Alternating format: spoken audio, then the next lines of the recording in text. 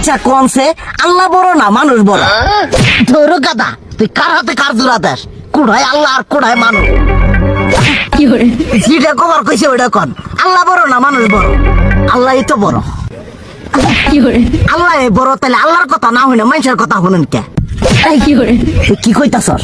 কি আর আল্লাহর কথা মানে না মানুষের কথা মানে? হ্যাঁ, কি আর মানুষের কথা শুনেন তাই না?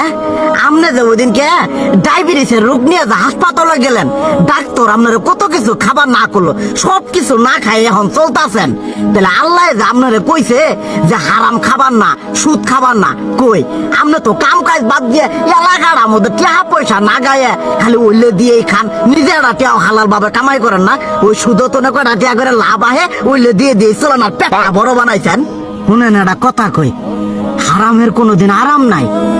হালাল পথে রুজি রোজগার করেন, প্রয়োজনে এরা বেলা কম খায়েন, তাও শরীর পিণ্ডও ভালো থাকবো, কোনো রোগ বেদও হবো না, আরামও পাবেন, আল্লাহও খুশি থাকবো। তুই আমার এইভাবে বুঝাবি আগে কইলি না কে? আসলে এই বিষয়টা তো আমি কখনো মাথায় এইভাবে নেই যে আমাদের কখনো ডাক্তার নিষেধ করলে ঠিকই আমরা নিষেধ মানি, কিন্তু উপর আল্লাহ যে কত কিছু নিষেধ করে দিয়ে সেটা মানি না। আর এই যে হারাম পথে টিয়া পয়সা কামাই করতেছেন, শরীরের মধ্যে দুনিয়া রোগ বেত হয়েছে, দেখা যাইতেছে যা টিয়া হারাম পথে কামাই করতেছেন তার তো বেশি টিয়া মনে করেন জ্বলে যাইতেছে গা বেশি।